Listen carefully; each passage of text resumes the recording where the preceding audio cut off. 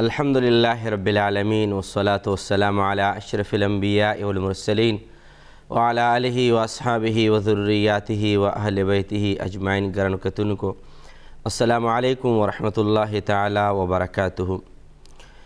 دوستانو کچری وګورو مونږه نن سبا زمونږه ډېر ملګري د الله تبارک وتعالی په نوم باندې ورکړه کوي، خلکو له صدقات ورکوي، زکاتونه ورکوي او همدغه شان دی چې د چا څومره وس کیږي نو د وس مطابق خلکو د خلکو سره ښېګړې کوي. هغه ځان له خبره ده چې زمونږ معاشره داسې د اسلامی اسلوب او د طرز زندګۍ نه بالکل ناخبره ده، خو لیکن کچرې مونږه فقرا او اغستونکي وګورو نو هغوی د شریعت مطابق اغستل نه کوي، او کچرې ورکوونکي وګورو نو هغوی هم د شریعت مطابق ورکړه نه کوي. نو په دې وخت کې هغه پښتنو متل داسې انسان ذهن له ور مخامخ شي چې څه اوبه خړې او څه کبان ړانده میان ړانده، نو څه ورکوونکي د شریعت خلاف کارونه پکې کوي چې الله په هغې باندې نه خوشحالیږي، او څه اخیستونکي د سوال نه او د اخیستلو نه داسې هرډې درډې پکې جوړې کړي چې تېره ورځ باندې مرګونه هم پکې شوي وو. خو زه به دا وایم چې کچرې مونږه لږ ډېر هم د اسلامي چې کوم نقطه نظر دی، اسلامي چې کومه سانچه جوړه کړې ده هغې ته مونږ ور مخامخ شو، که ورکوونکي دي او که اخیستونکي دي، نو مونږ وایو چې مونږ کالب او سانچې برابر راشو نو ورکوونکي ته به اجر و ثواب ملاو شي او اخیستونکو ته به هم د دنیا او د آخرت بدلې ملاو شي. خو کچرې یو بلاک دی، په بلاک دپاره هغه سانچه جوړوي او په هغې کې زیاته خټه ور واچوي یا زیات سیمټ ور واچوي، نو چې کم پکې راځي چې کم نه راځي بهر ترې نه واوړي. نو موږ مثال هم د دغې د عباداتو دی چې موږ په خپل اسلامي قالب کې، اسلامي سانچه کې، اسلامي ډانچه کې خپل اعمال غورځول پکار دي، نه داسې کول پکار دي چې چا له 500 روپۍ ورکوي او سیلفي ورسره وباسي، او نه داسې پکار دي چې خلکو له الله په نوم باندې ورکړه کوي او هغې سره بیا ته د خپل سیاست په هغې باندې چمکاو کوي. په دې دا یو اهم موضوع ده، په دې باندې به زه تفصیلي گفتگو ضرور کوم، خو چونکې زه د خپلې خبرې سره تړلې شوې بعضې خبرو ته صرف لینک کوم، اشاره کوم، نو ورکوونکو له هم ډېر زیات احتیاط کول پکار دی. موږ دا نه وایو چې خلک دې نه ورکوي یا خلک بد کوي، نه خلک ښه کوي، خلک ډېر ښه کار کوي، زکاتونه ورکوي، راشن خلک ورکوي، دا ډېر زیات عظیم کار دی، د دې نه څوک سترګې نشي پټولی چې دا ښه کار دی، خو لیکن ښه کار په ښې طریقې باندې پکار دی. یو کس دی هغه مونځ باندې ولاړ دی، هغه مونځ کې کمزوري ده، هغه ته موږ دا نه وایو چې ته بد کار کوې، موږ ورته وایو چې ته مونځ کې ښه کار کوې، خو دا ښه کار کې داسې طریقه نه، په دې طریقه باندې کوه نو ښه کار به شي. یو کس دی هغه سلام اتحیاتو باندې ناست سلام ګرځول ګز طرف ته وګرځول، بیا ښي طرف ته وګرځولو، یا مثلا یو رکعت کې 3 سجده وکړو او بل رکعت کې 1 سجده وکړه، وایي چې بس هغه یو رکعت والا چې کومه 1 سجده ده ما په تېر شوي رکعت کې درېیمه یو ځای میلاو کړه. موږ ورته وایو چې تا مونځ ښه کار وکړو، تا یو ښه عبادت وکړو، تا د الله په حضور کې حاضري ولګېده، خو لیکن داسې نه په هر رکعت کې 2 سجدې دي، اول ښي طرف ته سلام اړول دي، بیا ګز طرف ته سلام اړول دي. همدغه شان چې کوم زمونږ خویندې رونه راشن په صورت کې خلکو له څه ورکول غواړي، نو دا یو ښه طریقه ده، دا ډېره عظیمه طریقه ده. داسې رد نه دی کول پکار چې دا نه دی کول پکار او الله پاک نه قبلوي، نه د هر څه الله پاک قبلوي، خو چونکې لږ طریقه انداز طریقې کار کم اسلام موږ ته ښودلی دی، نو هغه طریقه کار اپناول پکار دی چې دا یو ځان له موضوع ده، په دې باندې به خبرې کوو. خو لیکن اغستل هم یو ځان له موضوع ده چې اغستو دپاره هم څه اسلوب دي، دا نه چې مثلا تاسو به وینئ ګورئ زمونږ ډېر فقرا غریبانان مسکینان، ټیک ده چې مسکین دي محتاج دي، یو گاډی ودرېږي یو کس له به 10 روپۍ 100 روپۍ انسان ورکوي، نو 10-12 کسان د گاډي نه راتاو شي، یو کس دی ولاړ دی چا لږ راشن ورکوي 50 کسه نور راتاو شي، نو دا طرز چې دا هم اسلام دا طرز هم نه خوښوي. نو بهرحال دا ځان له موضوعګان دي، خو زه به صرف دې طرف ته نن خپل پروګرام کې اشاره وکړم چې دا کم زمونږ ورکړه کوو دا ډېره په کار باندې راځي، په دنیا کې هم په کار باندې راځي او آخرت کې خو هسې هم په کار باندې راځي. امام بخاري په خپل کتاب صحیح البخاري شریف کې یو حدیث مبارک دی، هغه عرض کول غواړم او د هغې په بل حدیث سره شرح او تفصیل عرض کول غواړم. حضور نبی کریم کریم رؤوف الرحیم صلی الله علیه وسلم مبارک ارشاد پاک دی اتقوا النار ولو بشق تمرة من النار. نبی پاک فرمای اے زما امتیانو تاسو ځان وساتئ د اور د جهنم نه، ځان بچ کئ اور د جهنم نه، ځان د بچ کېدو د غورځېدو نه ځان را ایثار کئ د جهنم د غورځېدو نه. پس سره نبی پاک فرمایي اگر چې په یو وړه ټوکړه د کجورې باندې وي، یعنی مکمل کجور هم نه، که کجوره په منځ باندې دوه ټوکړې شي، یو ټوکړه د چا الله په نوم باندې ورکړه، خو اخلاص پکې اغستلو طریقې کار هم برابر و، ورکولو طریقې کار هم برابر و. حالانکې بعضې چې کم کسان دي هغه وایي چې 500 روپیه ورکوي، سیلفي ورسره وباسي، 500 روپیو باندې سبا څه کېږي؟ نه یاد ساتئ د چا د صدقې هم تذلیل نه دی کول پکار. که څوک 10 روپیه ورکوي هم ورکول پکار دي. تصویر ته بد ووایه، 500 روپو ته بد نه دی ویل پکار. تصویر ویستو ته بد ووایه، یو 10 روپو غوړي ورکولو ته بد مه وایه. صدقه د نیمې کجورې نه نبي پاک فرمایي ځان د جهنم نه وساتئ، اگر چې په نیمه کجوره باندې ولې نه وي. امام بخاري د حدیث مبارک نقل کړی، خو تفسیر روح البیان کې یو بل حدیث مبارک ده چې د دې حدیث مبارک ډېر ښکلې شرح په هغې کې موجود ده. حضور نبی کریم صلی الله علیه وسلم مبارک په کاشانه مبارکه کې په کور مبارک کې یو وینځه وه، د هغې خدمت کولو د نبی پاک مبارک او د عایشې بیبي مبارکې. رب العالمین طرف نه حکم رالو، عرض کیږي یا رسول الله صلی الله علیه وسلم، رب العالمین ارشاد فرمایي چې زما محبوب د ستاسو په کور کې چې کومه وینځه، کومه غلامه، کومه کنیز خدمتګار د ستاسو په کور کې خدمت کوي، دا د ستاسو د خدمت د شان لایق نه ده، د ستاسو د خدمت د عظمت برابر نه ده، تاسو سره مناسب نه ده چې دا ستاسو خدمت وکړي. ولې مناسب نه ده؟ نبی پاک مبارک ته جبریل السلام فرمایي چې رب العالمین فرمایي چې دا ځکه د ستاسو د شان مناسب نه چې ستاسو خدمت کوي، ځکه چې دا زنانه، دا وینځه، کنیز، الله پاک فرمایي چې دا ما د جهنمیانو په لیست کې لیکلی ده، دا به جهنم ته زه ګزاروم. نو زه دا نه غواړم، الله فرمایي الله پاک مناسب نه ګڼله چې زما د پاک حبیب په کور کې د جهنمي یو ښځه اوړي راوړي او د پاک نبی خدمت ته کوي. چې کله نبی پاک مبارک د جبریل صلوات والسلام مبارک دا فرمان علیشان او پیغام خداوندی واورېدو، په دې دوران کې حضرت عائشه صدیقه رضی الله تعالی عنها ته محبوب کریم فرمایي ای عائشه دا کومه وینځه چې ده دا دې له ته اجازت ورکړه د مونږ طرف نه، بس فارغه ده، آزاده ده. عایشه بیبي مبارکه دغې وینځې ته وایي چې د الله حبیب او د الله محبوب فرمایي چې د نن نه بعد مونږ نه ته فارغه یې، آزاده یې، ته تللی شي چې کوم طرف ته ځې د ستا خپله خوښه ده. خو عایشه بیبي فرمایي چې کله ما دغې زنانه ته وویل نو په کور کې خو څه ونه، خو ما وله یو 2 کجورې ورکړې چې دا در سره واخله او چېرته په لار کې به د په کار باندې راشي.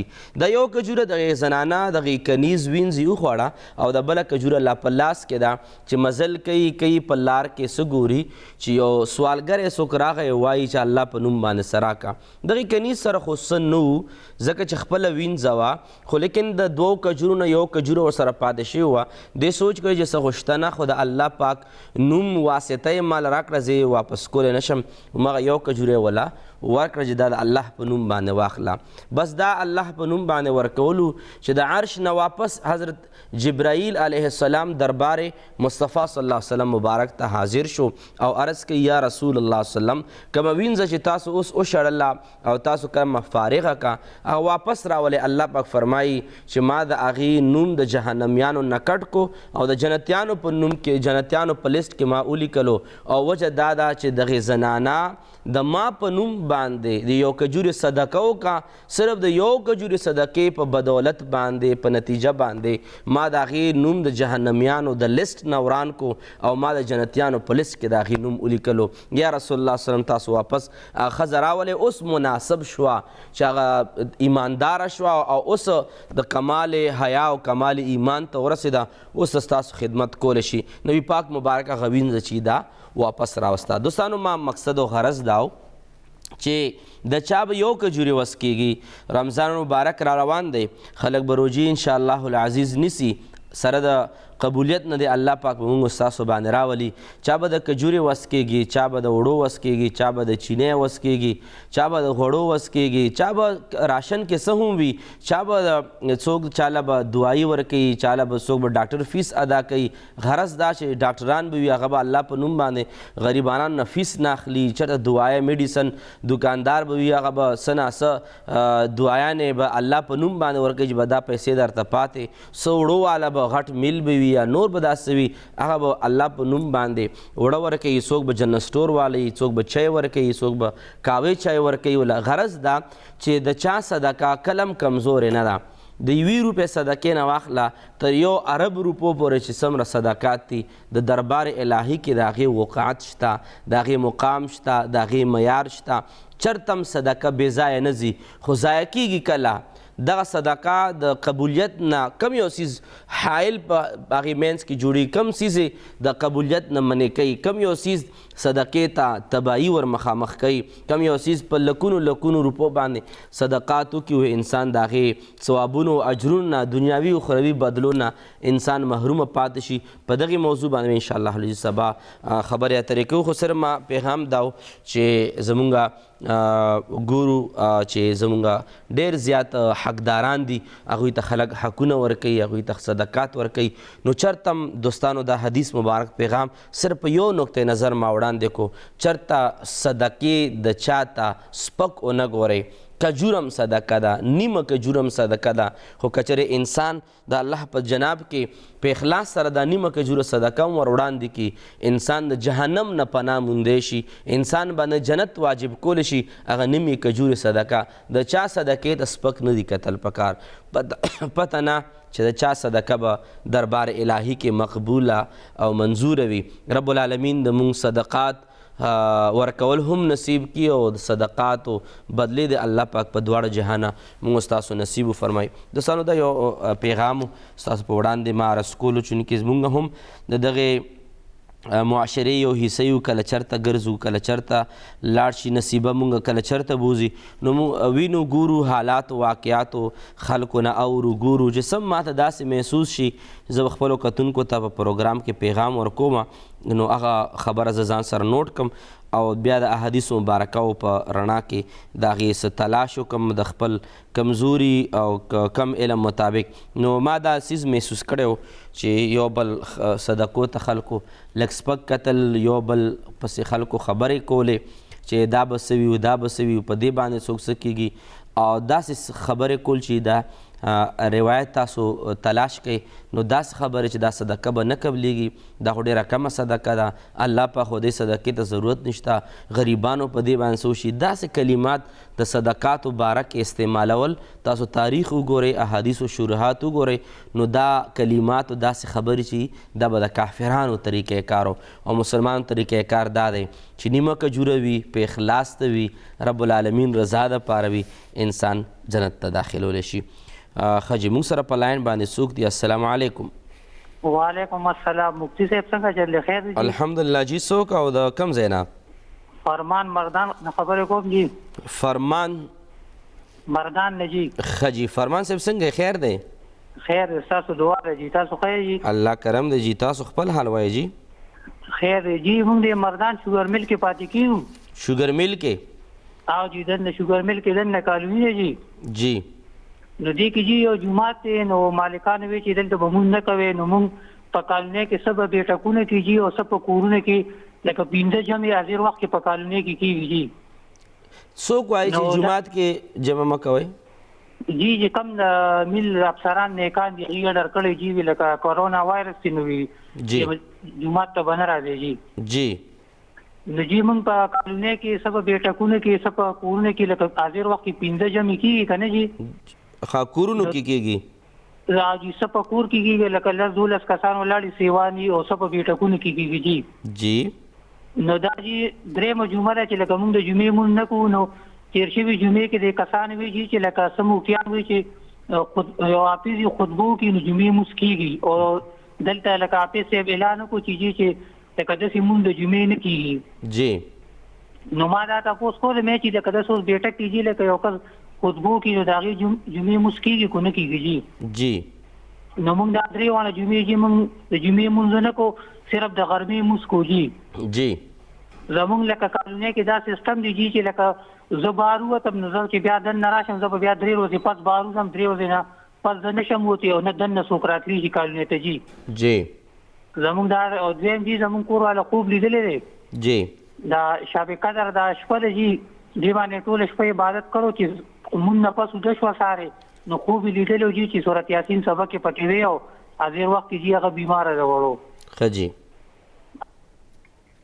ٹھیک شو جی ډیره مهرباني زه تاسو ته انشاءالله جواب در کوم دوستانو همدغه شان د تاسو هم د اهم مسایلو طرف ته زمونږ سوچ و فکر او دهان راګرځولی شي زما خو اکثر کوشش دا وي چې زه خو یا په هغې موضوعاتو باندې خبرې وکړم چې کوم موضوعات زه په خپله باندې وینم او هغې طرف ته زما رهنمایي مقصد وي او څه داسې وي دوستانو چې تاسو په خپله باندې واټساپ په لار باندې څه میسیجز تاسو سینډ کولی شئ موضوعاتو په حواله سره چې دې موضوع ضرورت دی د دې موضوع ضرورت دی شاید چې ما په علم کې هغه نه وي هغې طرف ته ستاسو زمونږ دهان جوړولی شئ انشاءالله العزیز خبرې اترې به کوو په دې پروګرام کې لیکن وړه شانې د ماخلو د مینه بعد دوباره راسو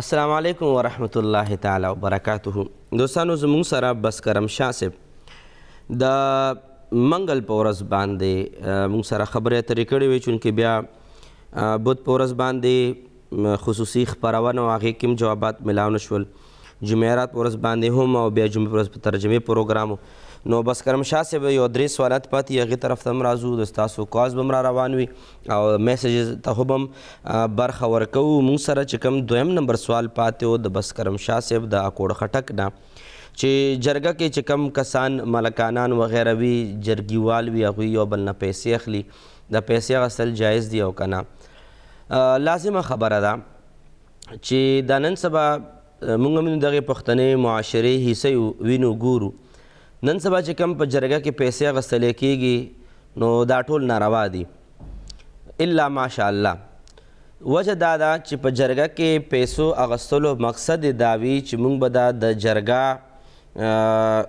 لکه څنګه تاسو هم د دې نه خبر یې چې جرګه یو خو په دې صورت حال زه به درله دا جرګه وکړم عبادت خپل طرف ته چې صلح عبادت دی هغه خپل طرف ته خو زه وایم چې زه درله دا کار کوم خو دومره روپۍ به راکوې نو دا خو اجرت شو دا خو داسې وي نه چې نن سبا څومره جرګې کېږي په دې کې زیات نه زیات هغه کسان جرګې کوي چې څوک پیسو ته ناست وي چې څوک ډېرې پیسې راکوي نو موږ به هغې طرفداري کوو ډېر کرته زموږ له مدرسې له آخر کې چې کله شرعي فتوې له شرعي فیصلې له راشي نو 2 کسان به ناست جي ته به څه وایي دې طرف نه ته به کې څه وایې دې ته هم پته وي چې دا کس په ناحقه دی او دې ته پته وي چې دا کس په حقه باندې دی نو دا ناحق والا چونکې هغه وله پیسې ورکړي وي دا څیز وله په زور باندې ثابتول غواړي چې دا مونږ کس چې دا په حقه باندې دی نو پیسو دپاره ناحقه ثابتول دا خو واضحه خبره ناجایز دی او که چېرې څوک په حقه باندې وي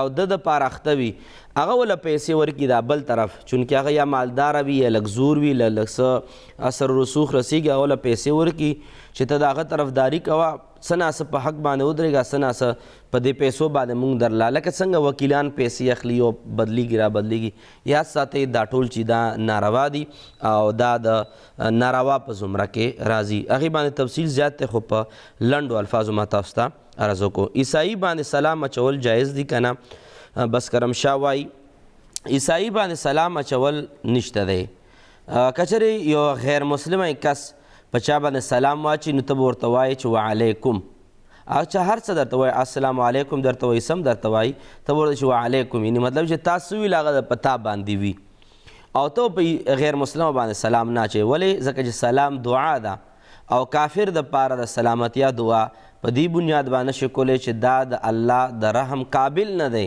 چې کم رحم د الله پاک طرف نه ته وله غواړې د دې رحم دا قابل نه دی. قابل هغه کس دی د الله پاک د سلامتیا او د رحم چې څوک ایماندار دی. الله پاک طرف نه چې کم خپله کرم نوازي پې کېږي هغه خالق دی، مالک دی، خو ما او تعالی دا اختیار نشته دی. روژه کې څوک الټیو کې په دې باندې ماتېږي که نه روژه بل سوال دا کړی دی. نو په روژه کې الټی کولو دوه صورت دی. یو صورت دا دی چې یو انسان الټی وکړي که په خپله یې وکړي او که په زوره باندې د ګوته لاندې که الټی وکړي، نه په زوره باندې ماتېږي او نه په هغه باندې ماتېږي، په خپله باندې انسان الټی وکړي. په یو دا صورت دی. دویم نمبر صورت دا دی چې په هغې صورت کې الټی ماتېږي چې کچرې یو انسان الټی وکړي په خپله اندې وکړي او واپس یې لږې تیرې کړي وې کې سې تو کې اوسې واپس تیرې په دې صورت کې ماتېږي. او یا چې په زوره باندې وکړي، په زوره باندې کچرې یو انسان الټی وکړي په دې باندې روژه نه ماتېږي. په هغې صورت کې په زوره باندې الټی وکړي روژه ماتېږي چې کله ته په زوره الټی وکړي او دومره زیاتې الټی وکړي چې هغه ستا خوله په هغې باندې بندېدل ممکن نه وي، یعنې ډېرې زیاتې الټی وکړي، بیا په دې صورت کې روژه په ماتېږي. قضا لازمه ده او کفاره په نشته دی. پاتې چې انجکشن یا په ډراپ باندې روژه ماتېږي که نه ماتېږي، نو په دې باندې به یو اسانه مسله درته دا وایم چې کم جومات امام پسې ته جمع کوي 15 وخته، کم یو امام صاحب د ستا په جنازو کې مخکې وي، هغې امام چونکې په دې کې 2 رایې دي، بعض علما وایي چې ماتېږي، بعض علما وایي چې نه ماتېږي. نو په دې کې بغیر د اختلاف نه یو اسانه خبره ده چې ته د چا باندې دومره اعتماد کې چې 15 وخته جمع پسې کې چې د په ابتدا کې ته منځونو د قبلېدو یقین ساتې، د چا باندې د خپلو مړو جنازې کوي، هغه عالم چې درته څه ووایي په هغې باندې که درته وایي چې او په ماتېږي نو په هغې وواله وایي چې ماتېږي، اگر چې بل وایي چې نه ماتېږي. خو تا چونکې دا فی الحال امام الحی دی، د ستا معتمد دا دی د مونځ، د روژې، د اودس، د اذان، د هر یو څیز اعتماد په دې باندې، په دې مسله کې اعتماد په هم دې باندې وکړه. او که چېرې داسې وي چې وایي چې ماتېږي ماتېږي، که وایي چې نه ماتېږي نه ماتېږي. دومره لویه ایشو ته نه جوړول پکار. ټیک ده. مونږ سره په لاین باندې څوک دي؟ السلام علیکم. وعلیکم السلام. مفتی صاحب څنګه یې تاسو ښه؟ شکر الحمدلله. جی څوک کوم ځای نه؟ زه جی محمد عمر خبر کوم د پېښور د صدر نه. جی محمد عمر صاحب څه ویل غواړئ؟ جی دا زما کور والا د جی تپوسونه کوي ورکوم ولا؟ جی بالکل. السلام علیکم. وعلیکم السلام. خورې څه ویل به غواړئ؟ زه دا ویم زما خور ده که نه، جی د هغې خاوند ډېر قرضدارې شوي دي جی او داسې بار ملک ته تللی دي، نو هلته هم کار نشته دی، په دیرو کې ناست دي. نو هغې وی ما له څه وظیفه راکړي د دې لپاره. جی وی د دې لپاره دې ما له څه وظیفه راکړي. بالکل. او بله؟ جی ښه جی. اور بل چې کوم خبره دا وکړه چې د بسکرم شاه صاحب بل سوال دا و چې تراویح څو رکعت دي؟ څوک وایي چې 8 رکعت دي، څوک وایي 6 رکعت دي. تراویح چې دي د اصحابه کرامو چې کوم باندې عمل پیرا دي او اصحابه کرامو زموږ دپاره رهنماګان دي، مشغل راه دي، خلفای راشدین، نو هغوی 6 رکعته کړي دي.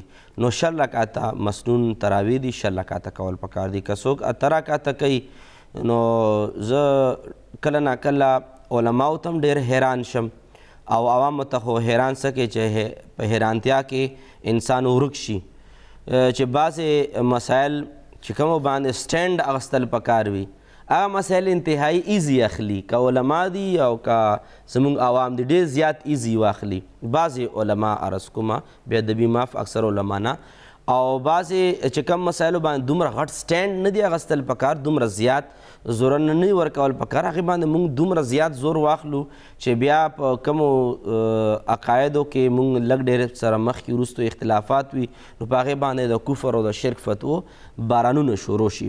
نو 8 رکعته خو نه دي، 6 رکعته دي. 4 واړه مذهبونو کې 6 رکعته دي. امام مالک صاحب 14 رکعته وایي او څلور مذهب 6 رکعته وایي. بهرحال بعضې چې کوم کم د مذهبونو اقتدا نه کوي، مذهبونو پیروي نه کوي، هغوی 8 رکعته کوي.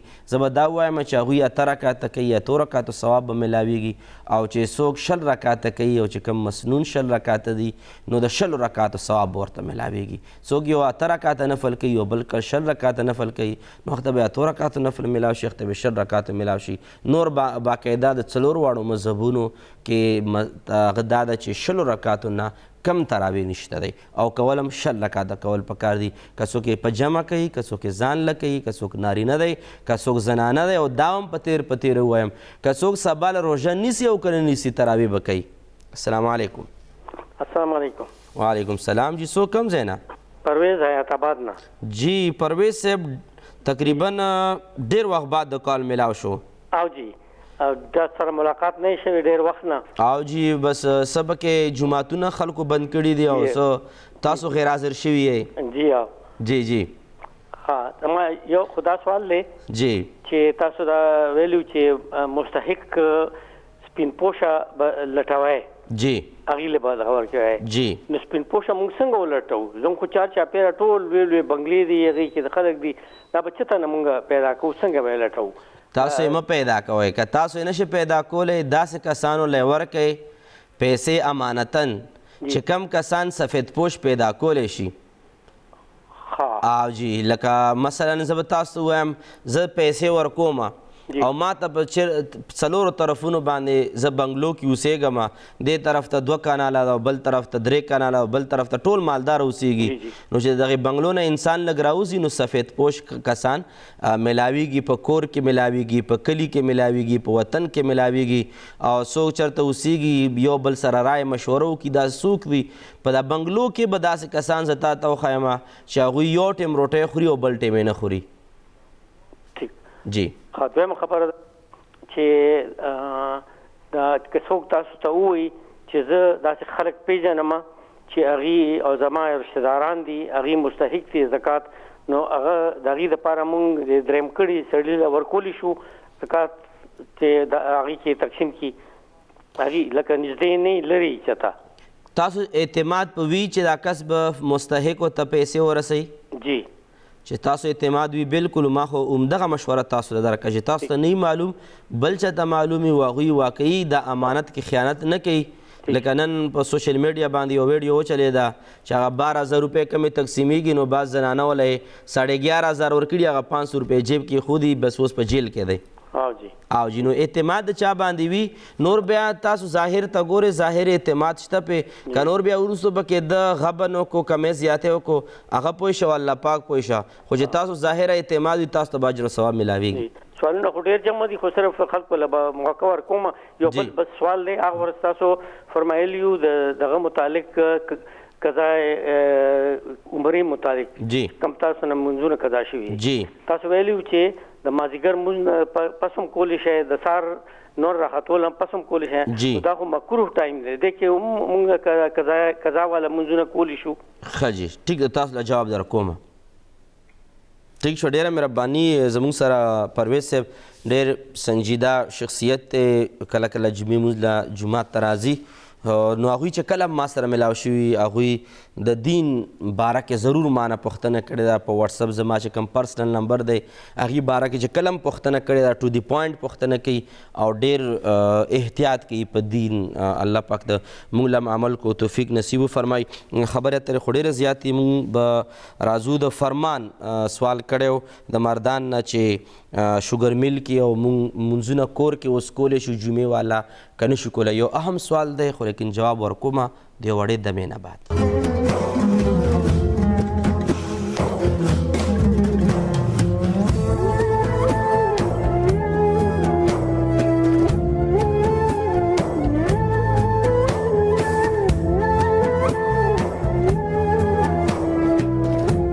السلام علیکم ورحمت الله تعالی وبرکاته.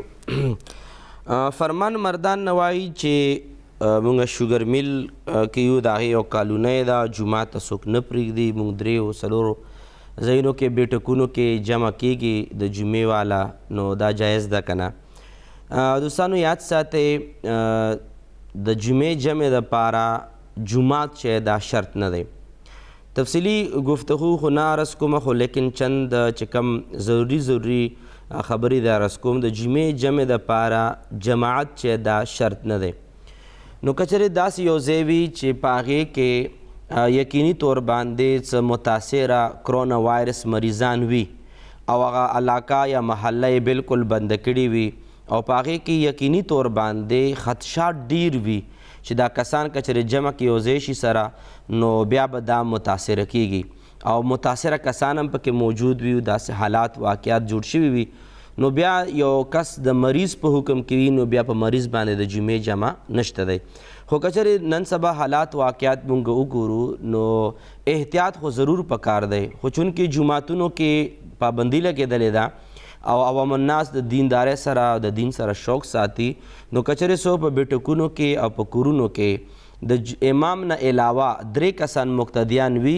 نو چا په بیټک کې مونځ وکړو د چا په چت ته پاسه مونځ وکړو چا په کور کې مونځ وکړو خطبه پکې ویلی شوه اگر چې تقریر پکې نه وي اردو پښتو کې تقریر نه وي خو خطبه پکې ویلی شوه خطبه هم صرف تفصیلي خطبه که چېرې نه هم وي یو ځل انسان امام ودرېږي چې څوک تلاوت باندې پوهېږي امامت مستحق وي کس ته ودرېږي 3 ځلې وایي سبحان الله سبحان الله سبحان الله 3 ځلې د وایي کېدني بیا د ودرېږي الحمدلله الحمدلله الحمدلله دومره قدر هم د الله پاک ذکر وکړي نو دا هم خطبه وشوه او بیا جمع ورکړي 2 رکعاته د جمعې جمع وکړي نو جمع وشوه په داسې طریقې باندې کور کې عام جمع کول هم پکار دي او د جمعې جمع که څوک وکړي هم کول هم پکار دي او پکار دی چې وشي او چې چا وکړي نو بالکل مونځ ادا کیږي خو لیکن په عامو جمعو کې دا ده چې یو کس امام یو پسې شاته نږدې ودرېږي هم جمع وشوه خو لیکن د جمعې په جمع کې به طریقه دا وي چې یو به امام وي شاته به کم از کم 3 کسان وي که زیات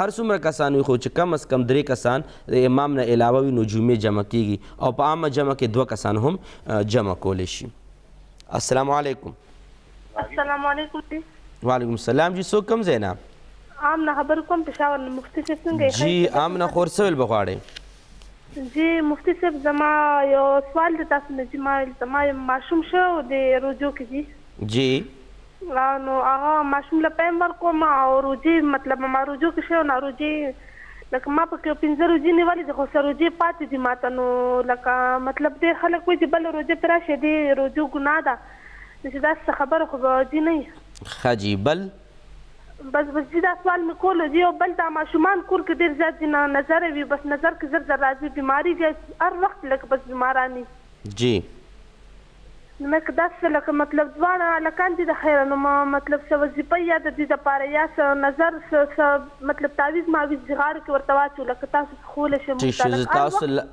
تاسو له وظیفه در کومه ټیک ده جی را شو دویم نمبر چې کوم فرمان وایي چې زما کور ودانې صورت یاسین خوب کې لیدو د شب بارات په شپه باندې تلاوت عبادات یې کړي او د اوس د ماشومانو بیماره هم ده صورت یاسین چونکې د قرآن کریم زړه ویلی کېږي په حدیث پاک کې راځي نو صورت یاسین خوب کې ویل د خوشحالو د راتلو علامت دی ځکه حدیث پاک کې راځي څوک د سحر مونځ نه بعد صورت یاسین ووایي په دغه ورځ باندې به ټول جایز مرادونه پوره کیږي نو خوب کې څوک تلاوت وکړي نو جایز مرادونو پوره کېدو طرف ته اشاره ده که چېرې تاسو امید وي چې الله پاک نارینه اولاد راکړي سره د خوشحالو نه امید د رب نه دا دی صورت یاسین یو پیغام درکوي درله چې الله پاک به خوشحالو نه ستاسو کور مالاماله کي محمد عمر هم یاد کړو د پېښور نه هغوی د کور والا خور ده او د هغې ښه دی یعنې مطلب دی چې د خور خاوند دی هغې قرضدار هم دی بار ملک کې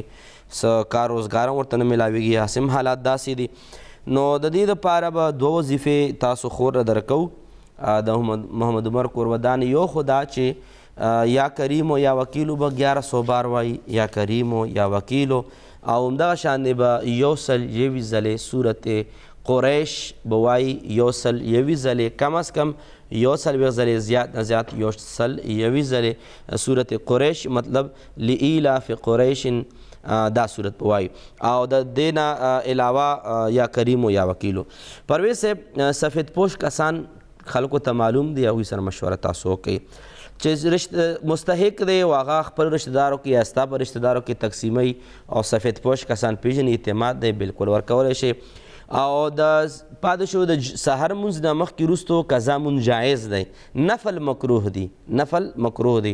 د مازدیګر مونځ نه بعد هم قضا مونځ جایز دی، نفل سره مکروه دی.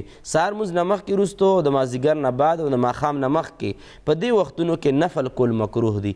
او په درې وختونو کې هر قسمه مونځ کول مکروه دی. د نور راختو وخت کې، نور چې د سر د پاسه وي او نور کوزېدو وخت کې، په دغې درې وختونو کې یو قسم عبادت هم جایز، یو قسم مطلب د هر قسمه مونځ جایز نه، تر دې پورې چې نماز جنازه هم حاضر نه وي دې وخت کې نه دی کول پکار. او نور د مازدیګر مونځ نه وروستو، سهار مونځ نه مخکې وروستو، ماښام نه مخکې یعنې نفل مکروه دی. او نور قضا مونځونه مازدیګر مونځ نه وروستو جایز دي. امنه پېښور نه وایي چې کومې روژې پاتې شوي دي هسې خو نه دی وروسته کول پکار، خو چې اوس پاتې شوي دي رمضان مبارک راغی، رمضان مبارک تیر شي، هغې نه بعد به تاسو روژو قضا راوګرځئ. روژو قضا کله لرې کېږي نه، څو پورې چې انسان معذوره شوی نه وي، نو روژې به تاسو اوس نیوی شي ټیک ده، که نه روانې رمضان مبارک نه بعد تاسو خپلې قضا راوګرځئ. خپلو بچو د نظر دپاره چې کومه وظیفه ده تاسو کوئ خپلو بچو دپاره، سحر کې یا حافظو یا حفیظو یولس ځلې او شپې هم یا حافظو یا حفیظو یولس ځلې او که سل ځلې وویلی شول نو ډیره بهتره ده. سحر او ماښام کې یا حافظو یا حفیظو د بد نظر دپاره. سبا به انشاءالله العزیز په یو نوې موضوع سره د ستاسو په نوي سوالاتو جواباتو کې به یو ځل بیا حاضرېږو. په دې دعا باندې اجازت غواړو چې رب العالمین د موږ ستاسو د دواړو جهانو خوشحالۍ نصیب فرمایي. آمین یا رب العالمین.